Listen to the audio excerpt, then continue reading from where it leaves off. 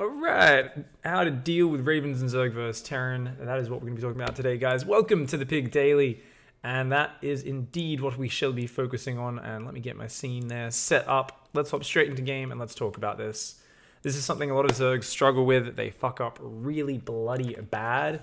So, hopefully we can help everyone out today. Now, all my sound settings are going to be all over the place, unfortunately, due to these replays being old. So it's going to reset every single time I get into a replay. But I'll just have to remember to fix that up. But yeah, guys, ZvT, Raven Harass, people really fuck up against this. Now, everyone probably remembers the set between Serral and Special, aka Major, from WCS Austin. Set a lot of you don't remember, a lot of you weren't talking about, was actually him versus Iasonu in the round of 16. And Iasonu actually went up 2-0 on Major quite early on. And then did end up losing 3-2 just barely. But he showed a couple of really cool ways of dealing with Raven Harass. And kind of ways to take advantage of it. Likewise, we did also see some of the same sort of things from Serral. But I feel like IA was kind of like a little bit more decisive in terms of how he punished it sometimes. And we're going to be looking at two different ways that are very popular right now of dealing with Raven openings. One is how to punish it very aggressively. And the other one is how to just rush out Mutalisks and kind of control the skies and shut it down that way. Both are pretty decent, but there's also a third way, which I don't have a perfect replay to look at, simply because a lot of pros aren't really responding that way. It was really hard for me to find a replay from Austin, I don't think there was any, where someone just said, I'm going to play a normal Mutiling Bane build, and I'm just going to defend your Ravens with good queen positioning and spores. And that's something which I'm going to talk about, because we're going to see little pieces of that throughout, but I'll come to that at the end. For now, let's talk about reaction number one. You're going up against Ravens, your opponent's going to be a giant douchebag with them. You rush Aspire like a friggin' crazy person. So this is option number one. Let's check it out. So if we go back nice and early in this replay, we can see, does IA know that he's up against Ravens? Check it. So he's going to come in here and he's going to see this build. Now this here is one of Special's favorite openings into Ravens. So check this out, guys. For the opening, it's your standard Reaper into Reactor Factory. Very typical opening. Looks really normal. You would all recognize this from current Zerg vs Terran meta. So it's Reaper, Reactor Factory. Factory swaps over. He's going to do the Widow Mine drop variation this time, where he actually, you'll notice there, cancels his second 2 Hellions, builds 2 Widow Mines. Sometimes he'll just go 4 Hellions, but it's always the same structure in terms of the buildings. You're always getting a medevac immediately, and you're building a tech lab on the barracks, so after the medevac pops out, and Major puts on some pressure with a drop, he's going to swap over and start building Ravens. That's what this setup is. And if you think about it, what else could it be, technically? I mean, well, I guess he could start building siege tanks, but then, and he doesn't even have a tech lab for the barracks. So what is he going to do? A Hellion drop just into a defensive siege tank? There's no follow-up pressure there. There's no real follow-up. So especially if you see this starport lift over, you pretty much know 100% there's going to be a Raven coming out off this opening. Very rarely will people open medevac into delayed Banshee. And you can always come back in for a scout and check and see if that tech lab is upgrading. And if it is, then hell, you know what's going on. So this is a really, really nice opening from Special. And basically in response to that, we see a very fast lair. IA just says, okay, 4 minutes lair, bam, start the lair. Does drop a Roach Warren. This is IA's preference here, dealing with the Hellion openings, is to have the Roach tech so that you can build Roaches against, oh, Widow Mines, ouch. So that you can build Roaches against potential Hellbats, and it also gives him his favorite transition later on, because he likes to be very aggressive with the Roach Ravager after the Mutalisks are out. So the Roach Warren isn't necessarily something you need to do, but it can work out pretty nicely. Now, just kind of looking to defend, drone up as hard as he can, adding extra gas geysers, and the moment that lair finishes right here, around 5 minutes, it's like bam, instantly drop a Spire, because the faster you get that Spire, the faster you get those Mutas down, the earlier you can push back those Ravens. And of course that's going to be very important, because a lot of Terrans will love to get 2 Ravens out with these builds. And this is actually quite greedy to some extent. It's something I'll talk about a little bit later. It's also something a lot of Terrans don't want to do if they realize they're up against a fast Spire tech. Major actually has no idea this game. So you'll notice he hasn't seen the fast lair. He hasn't seen the Spire. What we see in his next set against Serral is whenever Major spots that he's actually going up against a very fast Spire play, he changes it up, and after a single Raven, he swaps off the tech lab, and he just goes into a faster extra barracks, engineering bay, third command center transition. Pretty much always when you see one of these Raven openings, you will see them go double eBay and 3 racks after third CC. So it's usually a very economic follow-up, fast third CC as the priority, and then the upgrades and the extra barracks. Because these Ravens kind of slow your build down a lot. They're not something that's cheap. Definitely they have the potential to do massive damage. But, yeah. Oh, sloppy. So he does come down, does focus fire with the Raven there. This is why you always want to pull drones away. Oh, you always want to pull drones away. Never think like, oh, I've got units there, it's cool. But we are going to see IA... Actually, did we already see it? Sometimes IA, and this is what a lot of players will do, will just leave Zerglings as well. But I want to point this out. So this is one of these cute little things people like to do. Here we go. So we can check this one out. And it's like, this is definitely something which can help you a lot, right? But you really need to have your Zerglings like right in the mineral line, right on top of the turret, because otherwise if they drop it and they just focus fire drones, check it. 1, 2, 3. Almost got 4. Probably could have got 4 if he focus fired slightly faster. So even when you've got Zerglings there, even when you've got a few queens there, you really should always be pulling your drones away. Even though having some queens or some Zerglings there will buy you a little bit of time, and it forces more APM out of the Terran as well. If they're not focus firing, it's automatically going to shoot Zerglings or queens, much lower value targets, and that's something to keep in mind as well. So anyway, with this style, you get mutas out, and then you're like, get the fuck out of my territory, Ravens. Funnily enough, in this game, the Ravens had kind of already used up most of their utility. That one Raven flew into the 3 queens and the Spore went down. This Raven over here doesn't really have that much energy left, and it's going to go down in a minute as well. So let's see where are those Mutt-Mutts. Oh, the Mutt-Mutts just went straight across the map. Fair enough. Yeah, it's just one Raven. And he's so distracted defending at home. Doesn't focus fire the drones, so the queens just absorb all the damage. Really nicely done. So this is one way you can deal with Ravens. That's cool, right? You get mutas out fast. You can shut them down if they're both still out there being annoying. You can go and do counter damage, but oh, well, really this only worked because, you know, Special didn't see him coming. It's not like you're guaranteed damage. If the Terran realizes what's up, Special could easily have been in position there. He could have had turrets up. It's not like mutas just are magically great against the follow-up. It's a very standard follow-up to Ravens. And personally, my big feeling with the muta transition here is it's something which is a really nice thing to mix in for high-level players, especially against these people who are going double Raven, because there are games where it gets a lot more out of control. Major did run his Ravens into Queens a little bit too much this game, which is why he wasn't doing as much damage as normal. He was letting them take a little bit too much damage. But if he was a little bit craftier, if he was coming down and hitting, say, the 3rd or the high ground above the 3rd a little bit more as well, this could have got way out of control. And hell, who knows? If you don't go mutas, maybe they just build like 3 Ravens and just go absolutely ham. I think I've seen that in 1 or 2 pro games. It's very rare. But you always do run that risk where the Terran can afford to be like, hey, wait a second. There's no timer on this. These Ravens can be here forever. And then all throughout the mid-game, every time the Terran picks a fight, the Terran can just go, hoo, let's queue up some auto turrets. And he can just, using shift, say, drop an auto turret, move back. He can have a Raven here, drop an auto turret, move back.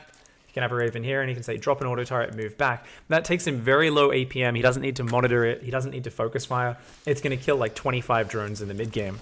So this sort of stuff is actually really important. It's part of the power of the Ravens is if they survive the entire early game. If the Zerg has very delayed mutas, which is very common in Legacy of the Void, because you want to focus on your minerals, you want to focus on the hatchery, it allows the Terran player to just constantly pull the Zerg's attention away, fuck up their rhythm, and potentially do massive, massive economic damage. So you can go fast mutas. Like I said, it can work, it can be nice, it stops Terrans from going too crazy with it, but I personally don't think it's the greatest thing in the world, because you are skimping on queens, you are rushing up your tech very, very quickly, and I do feel if the Terran scouts it, you're not really guaranteed any damage. And I honestly think if you've got good queen spore defense, most of the time, you should be on top of the pressure by the time mutas come out anyway, as we saw in this game. I think the two sort of maps where I can kind of get behind this build are Abyssal Reef and Proxima, and the reason for that is because of the dead space. We'll talk about it a little bit more later, but the way you're supposed to defend is having the queens in position, having your spores in position, really zoning out the ravens. So even when they come in, yes, they'll be able to drop an auto turret, but they'll take a lot of damage each time, and then they run out of hit points, so they can't keep recycling like that. The problem on Abyssal and Proxima is they can come in from literally any angle because there's so much dead space. So just to very quickly reiterate exactly what the fuck I'm talking about. Dead space. Fucking areas around the edge. Whoa, what did I just press? I just pressed something crazy. Areas around the edge of the map here. They can just fly around. So you don't know if they're going to come in from here, here, here, here, here, here. Oh, Space Shark. Wow. Here, here, here, here. Or with this base taken, bam, bam, bam. If it was this base, this third base, it would be, you know, just coming in from the front. There's so many angles, it's really hard to have your queens in the right position. On a lot of other maps, where'd he go? Where'd he go with the Space Shark? On a lot of other maps, there we go. There's actually like only one angle or two angles that they can come in from. So you can often have the edge of your base is up against the edge of the map. So you have a queen or two there. And it's like, well, the Raven's going to go in there, take a bit of damage. It's going to turn around, go back, and then it kind of tries to come in through the middle of creep. And that gets kind of messy as well. You know what? We might as well talk a little bit about that defense right now, because I just realized the map I was going to talk about probably isn't as interesting as this one, because you still need to use your non-muted defense while you're actually progressing up to that fast muted tech. So fuck it. This replay is actually better than the one I was planning to look at. So very quickly, let me go over those points one more time in terms of how do you defend without them, and how the hell can you do it a lot better than IA does here? How can you do it better than Serral's been doing? How can you do it 1,000 times better than every single Zerg player's been doing in pro games? And this is something where, yeah, I'm going to be a bit of a cocky guy. I know it's really fucking hard to actually execute, and I know these guys are 1,000 times better than me, but I think there's a lot of basic things which Zerg players aren't doing, which they should be doing to help defend this. Now, the first one is Overlord placement, and this is something which the pros are already doing very well. Check this out for IA. You want to have warning of when these units come into your bases. So having overlords there is great. Now, I do really wish you had a bit more vision on this little edge, because you see this is all dark. So if a Raven could fly up there and then it could fly all the way to the right and you wouldn't really see it. So I'd love there to be another overlord or two around. But on this side, we've got a queen there, this overlord there. So we should try to get an overlord right up against the edge. We should have an overlord up here as well, above this high ground. You can see he kind of had one, but it's just morphing. One at the front.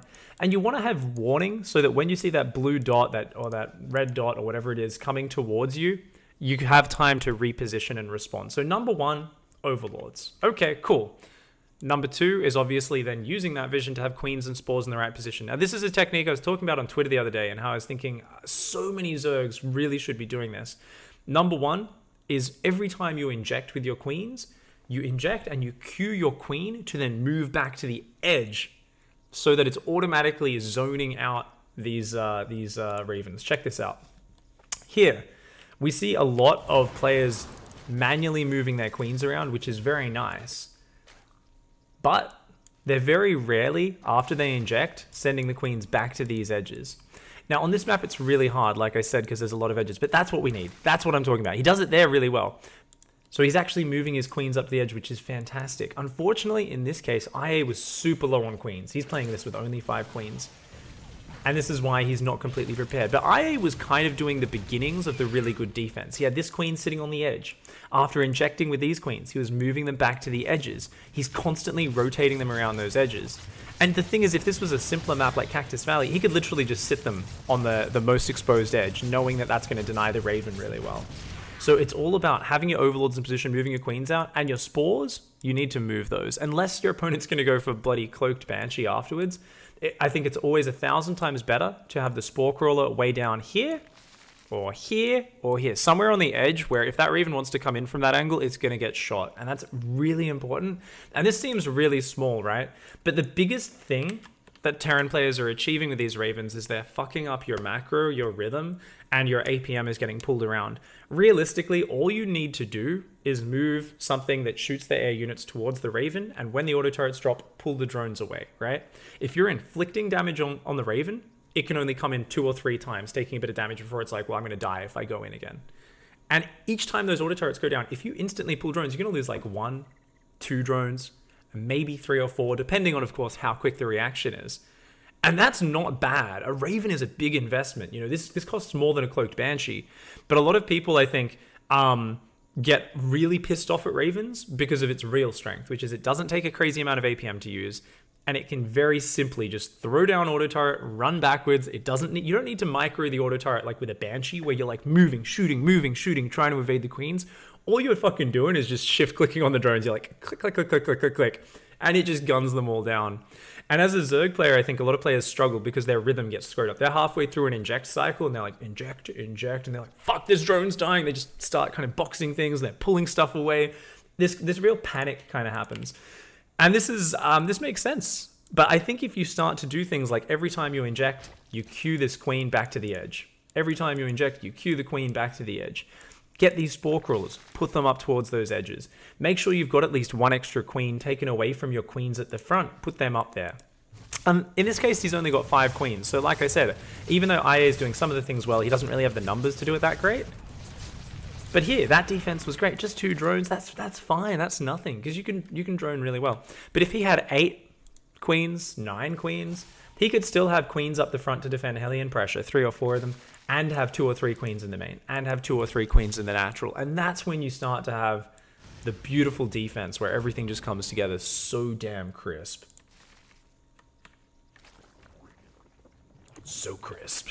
Crispy defense. So that's about it, guys, for the how you defend without going for Spire or anything. You literally just have a few extra queens, place them around, and as long as you've got good Overlord vision, hopefully you have enough warning to zoom over and pull drones away. Zoom over, pull drones away as they come in. And the whole point is the Raven's hit points should expire. Obviously, if you're on point enough, you can select your queens and focus the Raven over the auto turret as well. You can move them around to adjust, as that Raven will also adjust the angle it comes from as it sees there's queens and spores on the edge. But I think this makes your life 1,000 times easier. So let's go in, let's look at one other response to Raven openings. And we're going to look now at something which is a trademark weakness of the Raven. The Raven is an energy unit, it's a harassment unit, and it's shit at frontal fights, and it's shit at actually defending things. So what I mean when I say it's shit at frontal fights, it does a lot of damage, but it's not flexible and it's not consistent. That's the reason it kind of sucks with frontal engagements. It's good in a pitched battle. The auto turrets, you drop 2 auto turrets, they get to shoot shit the whole time, then that's fine. It's going to be worthwhile.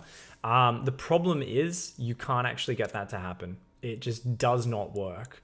Because your opponent can engage, auto turrets drop down in this early game stage, opponent disengages, auto turrets run out, Raven is a flying paperweight. It does nothing. It doesn't contribute at all. So this is why a very good way you can take advantage of these openings. There we go. And just so you know, IA did end up winning that game with big Roach Ravager aggression. Just completely skipped upgrades, went for massive Roach Ravager aggression, and the game got messy and he managed to win. So this is game 2 here. And yeah, basically IA is going to say, you know what? Ravens cost a shitload of money. As a Terran player, you want to go for a 3rd CC double engineering bay. You don't want to build Banshees after your Ravens. You don't want to build tanks. All you're going to have is a few Hellions, a couple Marines with no upgrades, and some Ravens which can't actually defend. So what's the perfect way to take advantage of that? It's really straightforward. It's really simple. Once again, guys, same build order, remember? Medevac comes out. Only difference here is it's 4 Hellions rather than 2 mines after the 2 Hellions. Straight into Raven production. 3rd CC behind this. This is the same pattern we're seeing, and this is how you want to open with your Raven builds usually. Hellion drop is deflected. He's going to come back in. Nope, still deflected. IA's played really safe here. You know, has built plenty of Zerglings and Queens. But here we get to see, okay, there's a whole bunch of Ravagers on the way. Roaches. So 8 Roaches and a whole ton of Speedlings are on the way. Raven's coming in. It's going to start looking for some harass damage. Hellions now are going to be like, oh, he's moving out. What do I have to defend, Dennis? 7 Marines, 4 Hellions, 2 Ravens. Banshee just starts up now. Of course, if the Banshee started earlier and he got warning of this, it would have been a lot better. But what we're going to see here is this pressure for IA is doing massive SCV damage, and he actually commits a lot. I really would have loved him to already be droning as he's engaging rather than building the next 20 Zerglings. But even as it is, just look at this. Bunkers falling, so many SCVs have gone down, and there's still no way to just get rid of this pressure until the Banshee and the Siege Tank get out. I love this drone, man. 2 hit point drone there, just nibbling on the depot like a badass. Like I said, I need to remember to actually adjust the sound every replay, since these are from the last patch, because the patch seems to come out every few days these days. Yeah, so he does great damage, gets way ahead. 57 drones versus 31 SCVs. The 1-1 upgrades, I believe, never started, yeah, because he had to use the gas on the Banshee and the Siege Tank, and, you know, was very busy defending. And IA is just like, cool, 3 base saturation, 1-1 upgrades are faster than yours, you know, my creep wasn't that great behind it, probably should have spread that a little bit better, but I'm in a great position. And IA crushes it from here. He ends up winning this game as well, and actually goes up 2-0 versus Special. So this is cool. You can just do a Ravager Zergling pressure, and against a lot of Raven openings, this will fuck your opponent up. However, let's think about the details of this, guys. And remember, this is not just a show today where I'm like, just click on X and then you will defend Raven pressure. No, like what we're talking about is we're kind of investigating the situation. And while I had that little move queens to defend explanation, put spores in position, pull drones away, have Overlord vision, beyond that, all I'm doing here is pointing out options and some things that have worked in recent pro games, and we're thinking about why that worked. And in this case, it's like, okay, why did that work? Well, let's go back a little bit. How could things have been completely different? What if Special saw that coming? Let's go back to 4 minutes 30. So that timing always hits at 5:30, by the way. That's like the Ravager pressure first Hellion opening timing. And sometimes people will do it with just 6 or 7 Roaches and Ravagers, no Zerglings. Have a much more macro-centric follow-up. That's something you'll see BL do quite a bit. I did a daily, actually, on the same Ravager pressure, though it wasn't aimed against... Hellion against Raven openings. It was just against Hellion openings in general. So what if he saw this coming? What could Special have changed up? So let's see, when do those Roaches kind of leave the base? When do they get out in the open? What is the earliest where you'd realistically be spotting this sort of pressure? Well, maybe you could spot the Roach Horn, but I think realistically you can't hope to spot these things as a Terran until they leave the base. Ideally, we're looking at just before 5 minutes, scouting what's up. Now, what do you do here as Special if you scout these units coming out on the map? Well, I think it's very obvious. The first thing you want to be doing is going, cancel the fuck out of that Raven, and either swap the factory over and start a Siege Tank, or simply start Banshee production. Now, Banshee is always going to put an end to this sort of pressure, so I think Banshee is the perfect option, because there's no risk associated with it. However, I think most experienced Terran players would do both. They'd say, wait, I've already got a tech lab there, actually. Didn't see that. The factory will lift onto that tech lab. So you'll get a Siege Tank out and as well as a Banshee. And the thing is, Banshee's going to take, I think, about the same time as a Raven, about 40 seconds to build. Maybe it's like 39 or something, I'm not sure. That's going to get out around the time this hits. And just having that unit working on this and saying, you're on a timer, you need to kill my stuff right now, otherwise you're in big trouble. It's going to be really big. So with this opening, well, maybe if the Terran players are really good at spotting it the moment it leaves the base, they can be a lot better prepared. That's number one, right? Okay, what about number two? What if the Terran just plays a safer opening? And that's exactly something we're going to see in a different game as well. So we're going to see the same sort of timed pressure, just with a bit less commitment, and we're going to see Major actually do a much safer build in order to respond to it. So let's hop out of there. Let's go look at another game. And this is cool because you get to see the interplay here in terms of this is where you start thinking about the meta, guys, and the decisions that players make, right? If you're playing a Raven opening, ideally in the meta, Zergs are never punishing you, and you're doing that same opening there every game, and you're getting this sick transition. You're just like lol, controlling the map with a Hellion drop, and that 4 Hellions in a medevac creates so much threat. He's dropping in the main. He's rotating to the third. He's picking back. He's dropping back into the main. He's creating this real annoyance, and it doesn't cost a lot. And he's following that up immediately with Ravens, this energy unit, which can keep dropping auto turrets and fucking off. They're like, auto turret, auto turret. And the thing is, whenever you let your opponent kind of play a style like this, where you're like, wait a second, you have nothing that's actually good in a frontal engagement, and you're just going straight into third CC while harassing me with everything you've got, this usually is a moment Where at pro level, people say, no, fuck you. Nah, fuck you. I'm going to actually stop you. You can't get away with doing this much bullshit. And this is why you kind of need to all in sometimes if people are doing these sort of builds in the meta. It forces them then to say, okay, 40% of the time Zergs are just doing a big Ravager Ling pressure when I open Hellion Raven. I instead am going to start squeezing in Siege Tanks. I'm going to start squeezing in Banshees after that. And simply by getting Terrans to play a little bit safer doing that, already you're shifting the meta into Terrans playing safer, which means their economy is a little bit delayed, their transition's not as strong, and you're more happy to play a more defensive, I can just go straight up to Mutas. You're more happy to play a, I can just go straight up to, Jesus. Load! There we go. Yeah, you're like, I can just go, I can go straight up to Mutas, or I can just defend with Queens and Spores, and actually play like a fully defensive macro style and keep up, because the Terran's not cutting so many corners. So here we're going to see IA goes for the same sort of pressure, but much less committed this time. Remember what I was talking about with this PL pressure? Sometimes you go with just 6 or 7 roaches. I haven't really seen someone do it with just 4 roaches and a single Ravager in a while, but he's like, yeah, I'm going to force an overreaction. Check it! Major already building a siege tank and a second siege tank and a Banshee here after just 1 Raven, and the Raven's at home. So he has kind of scared the shit out of Major here, right? So he has achieved that, and you can kind of see a lot of people get in this mindset of like, oh, so you were too greedy, so I'm going to all in you. But then they get in this negative mindset of, rather than thinking about the fact that the game is full of action and reaction, they think, I do action, and if you do the thing that's good against it, I lose. And you start like dumbing down the game. It's not that simple. It never is. Check this out. So he comes up, he's like, yay, I can pick away at Hellions and Marines for free. Oh, siege tank. And he just has to piss off. But because he didn't commit to the Zerglings and extra Ravagers, he's still droning up back at home. He's still up at a decent drone count. He's got the double Evo chamber, not far behind the double upgrades of Major.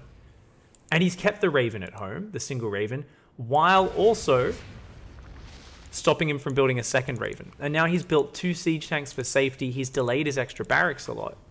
So even here with this fake pressure, Iasonu has actually gotten a lot of damage done without actually doing any damage. And that's the cool part of StarCraft. That's the strategy of the game, is can you force people to do shit they don't want to do? Can you get people to be paranoid or afraid? And I guarantee you, at this point, this is game 5, by the way. At this point, Major had won 2 games, just so you know. He was on the brink of defeat, and he kind of had to start playing a lot safer here, because I think, all things considered, Special is the higher level player than IA. I saw a lot of mistakes watching the replays in this series from IA in the mid game, but because he was being a little bit more, I don't know why edgy is the word that springs to mind, but he was being a bit edgier with his openings. He was being a little bit like, okay, I'm going to be a bit more decisive, you know. Oh, I'm going to rush Mutas like with a 5-minute Spire and then just go straight into, and then I'm just going to go straight into an unupgraded Roach Ravager rule. And like, who the fuck does that? He's like, well, you know what? No one does this. It's a big surprise. I'm going to catch him right as he's like kind of thrown off by the Mutas, and I'm going to kill him in this very narrow window. He kept kind of taking wins like that. But we see here that I feel like Major was just a little bit better in a more solid game. Like this game, IA had very little pressure on his side of the map, and he's swapping back into a Ling Bane style. And this is ideal, but what you'll see when Bial has games exactly like this is the creep is out past the halfway mark. Because the Terran's kind of been like, oh, my pressure is so delayed. Only now at like 8 minutes am I getting out here with Stim Marines, and it still seems a little bit half-assed, this pressure, because the barracks were so delayed. And then it's like, man, there's creep all over the map by that point. IA, he played pretty well, but I think he was a little bit slow on his creep spread, and I think this just hurt him way too much in the mid-game. So even though the players are very even in terms of economy and army, with no creep spread, I think he was just a little bit too far behind. And considering Special was, you know, the stronger player, it worked out for him. But I love to see all these different little pressures coming out. And here, you know, even just the threat of doing that pressure, forcing the safer response. One thing I'm curious about, I didn't actually check this earlier, is did he see the pressure before he built the tank and the Banshee? Let's take a look. So we're on Major's vision. He does see the Roach Warren this game around. And he sees Roaches at the front. And if we watch from his point of view here, he's like, okay, there's a bunch of Roaches, and we're going to see his response now. He queues up a Siege Tank. He just did that with his hotkeys. And he's going to queue up a Banshee right after that first Raven. So you can see this time he was really looking for those roaches. His Hellions were making sure they were at the front, seeing it the moment it moved out. And yeah, completely changes up his transition just to be a little bit safer with those 2 extra units out of there. And that's going to delay stim a lot. Awesome. So guys, to summarize today's show, it's time to finish up. Ravens are a strong unit. They're fucking good. They do good damage. But really, I think at the core, the biggest takeaway for anyone who's just like, I just want a simple list of how to deal with Ravens, it is, number 1, have good Overlord vision. The earlier you see the Ravens coming in, the earlier you can move to adjust. The more warning you have to get over there, and the moment that auto turret goes down, pull your drones and run them away. Number 2, try to make sure you always have at least 1 extra queen at each base. So you've got 2 queens, and you might even have some spore crawlers, because it's very common to not know if it's a Raven or a Banshee opening, and to have built some safety spores. So make sure you uproot those spores, move them to the edge, and make sure you've got at least 1 extra queen at each base. The extra queen will always be sitting on the edge, the most common edge that Raven will come in. And each time after you inject with your queen, what you want to do is during that couple of minutes where the Ravens are at their peak, 4 minutes 30 through to about 6 minutes 30, you want to go inject and then tell that queen to move back so it also goes to the edge where the Ravens are going to be coming in from. What this does is against the most plebeian form of Raven harass. The form where people just fucking queue it up from halfway across the map, tell the auto turrets to go down and the Raven to walk away. These players who aren't putting any APM into it, their Ravens will walk into queens, they will walk into spores, and they will die, either on the first run through or the second run through. They'll get almost no damage done. Now, there's always going to be someone who says, but if I'm playing a good player, they're simply going to adjust. They're going to fly around. Keep in mind, only on Proxima and Abyssal, the maps with dead space around the entire base, can they actually have unlimited angles. And even there, if you've got good Overlord coverage, you can rotate your queens and your spores, and you can actually cover a large amount and inflict damage on them all the time. You've got to remember, simply by having this defense in place, you are still going to take bits of damage. You're not always going to be in perfect position. But even if you lose a few drones, you're forcing so much more APM out of them, so much more care and focus on this, which makes it a lot harder for them to macro at the same time. The moment they're not looking, they're going to fly into some queens and spores. They're not going to get as much damage done. And you're just going to set yourself up to buy a lot of space. Even every single time a Raven comes in, sees a queen, and turns around and has to try and find a new angle, you've bought yourself 30 seconds of calm, of breathing room, time to macro, time to do all the things you need to do, time to get your drone count to a higher count. Remember, if you can get to 70 drones before you start losing any workers, losing 3 or 4 workers to a Raven is not inconsequential. It means nothing. But if you start losing drones when you're only at 45 drones, that's a much bigger percentage of your economy, and it's a lot harder to replace. So every time you force more APM out of your opponent, every time you force them to adjust and maneuver into a better position and delay the damage actually happening, you are actually doing way better defense. So this is something which is just sick. I think the more you refine your defense against these sort of things, you find that little things like this make such a big difference. And realistically, I've watched probably a dozen games in the last few weeks of top level Zergs who have 7 or 8 queens and just are being a little bit lazy with how they position them. One problem I see is they keep all their queens on one hotkey. So they see a Raven coming in and they select their queen hotkey and they fucking run all the queens, or maybe all the non-inject queens, over to this one edge and they fuck that Raven up. Yeah, that Raven's got to turn around. And the other Raven comes in from the other side and drops 2 auto turrets and kills 8 drones. And this is why I feel like, you know, what I do with those extra queens I put on the edges, I always deselect those from my hotkey and I try to start manually controlling shit to cover all my bases as well as possible. And I think that makes a big difference. So anyway, guys, thank you very much for hanging out. I went a little bit longer on this one than I originally intended to, but I really wanted to look through all those replays and look at how you can rush muters, how you can do a Ravager Ling pressure, and even just by faking a bit of pressure, that can force a big response from the Terran player, as well as just looking at the general generics of how to defend with queens and spores and placement with a more standard build and not actually adjusting your build order at all. I'm going to be giving away a co-op code, so hang around for that, guys. A commander code for Phoenix. I think I've got one more Phoenix code, so don't go anywhere. If you're watching on YouTube, though, yeah, you guys should try to watch live so you can get some giveaways. Thanks for watching. Don't forget to hug a watermelon, kick a walrus, and of course, punch a cactus to the moon. Oh, ICYFAR, send in your replays playing the WARCRAFT challenge. You have 1 full more day, like one and a half days to send in replays of that. The WARCRAFT challenge is you need to treat your units like heroes, win with as few units as possible. Send me in your best replays of doing that. You're probably going to need to tech up very quickly and do some disgusting all-ins. The information is down in the YouTube description as below, and it's right there in Twitch chat as well. See you guys next time. Goodbye and good night.